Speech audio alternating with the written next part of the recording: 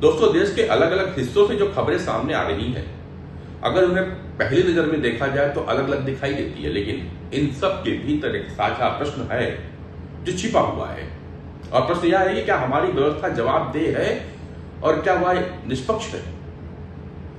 दिल्ली के मालवीय नगर में होटल और मुजफ्फरपुर अस्पताल अग्निकांड ने सुरक्षा व्यवस्थाओं की पोल खोल के तरक्की दी है। हर हादसे के बाद जांच और कार्रवाई की घोषणा होती है, यहां भी होगी, लेकिन सवाल यह है कि ऐसी घटनाओं को रोकने की जिम्मेदारी आखिर किसकी है। क्या हमारी व्यवस्था केवल हादसों के पास जागने के लिए ही बनी हुई है।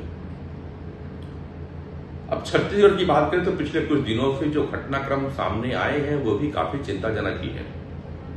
सरगुजा में विधायक और नायब तहसीलदार विवाद, दुर्ग में जनपद सीओ और जनप्रतिनिधि के बीच जो टकराव हुआ, यह संकेत देता है कि प्रशासन और राजनीति के बीच संवाद की जगह टकराव तो बढ़ रहा है। और लोकतंत्र में जनप्रतिनिधि और अधिकारी दोनों जनता की सेवा के लिए बने हुए हैं, लेकिन जब दोनों आमने सामने खड़े दिखाई दे तो नुकसान तो सीधे सीधे तौर पर जनता को ही होना है।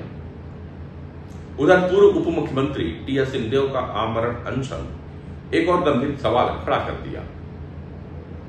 उनका आरोप था कि सूरजपुर में भाजपा जिला अध्यक्ष के लेटर पैड पर दी गई शिकायत के आधार पर एक कांग्रेसी नेता के खिलाफ गंभीर धाराओं में मामला दर्ज किया गया था। यदि यह आरोप सही है तो यह केवल एक राजनीतिक विवाद नहीं बल्कि प्रशासनिक निष्पक्षता पर भी प्रश्न चिन्ह खड़ा करता है।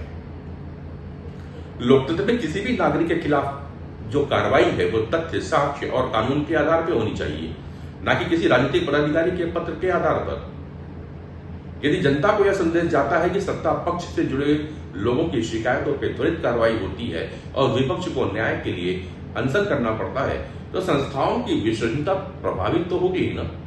और यही कारण था कि टी.एस. सिंहदेव का आंदोलन केवल एक व्यक्ति या एक मामले का मुद्दा नहीं रह जाता, बल्कि वह शासन की निष्पक्षता की परीक्षा बन जाता है। सरकार के लिए यह आवश्यक है कि वह तथ्यों को सार्वजनिक करे और स्पष्ट करे कि जो कार्रवाई हुई थी वो राजनीतिक दबाव पर नहीं बल्कि एक वैधानिक प्रक्रिया के तहत हुई थी। सुशासन त्योहार मनाया जा रहा है छत्तीसगढ़ में, और इस दौरान अधिकारियों को जो सार्वजनिक फटकार मिल रही है, उसके बाद मुख्यमंत्री विष्णुदेव साय द्वारा अधिकारियों का बचाव भी इस बहस के हिस्से में आता है।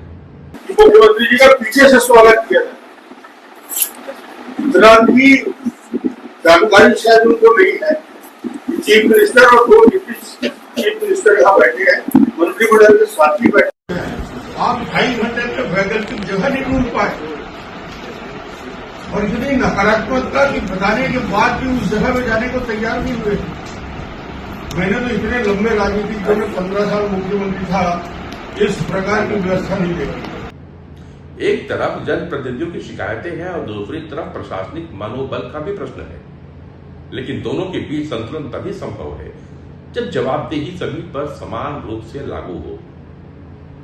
उधर पश्चिम बंगाल में तृणमूल कांग्रेस के भीतर बढ़ता असंतोष भी यही बतला रहा है कि जब संस्थाओं के भीतर संवाद कमजोर पड़ता है और निर्णयों पर सवाल उठने लगते हैं, तब असंतोष धीरे धीरे संकट का रूप ले लिया करता है।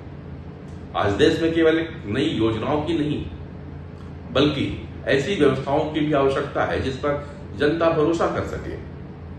ऐसी व्यवस्था जिसमें अस्पताल की आग से पहले सुरक्षा की जांच हो, जिसमें जनप्रतिनिधि और अधिकारी संवाद से समस्याएं सुलझाएं और जिसमें कानून का इस्तेमाल राजनीतिक हथियार की तरह दिखाई न दे।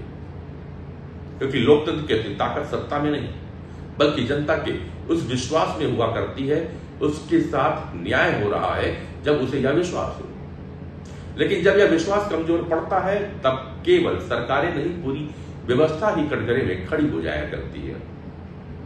आग केवल इमारतों में नहीं लगती, आग कभी कभी उन संस्थाओं की विश्वसनीयता में भी लग जाया करती है। और जब ऐसी आग लगती है तो उसका धुआं बहुत दूर तक दिखाई देता है। आपको धुआं कहां तक नजर आता है, कमेंट्स पे लिखिएगा। फिर मिलूंगा मैं नरेंद्र पांडे अगले वीडियो में। तब तक के लिए नमस्कार।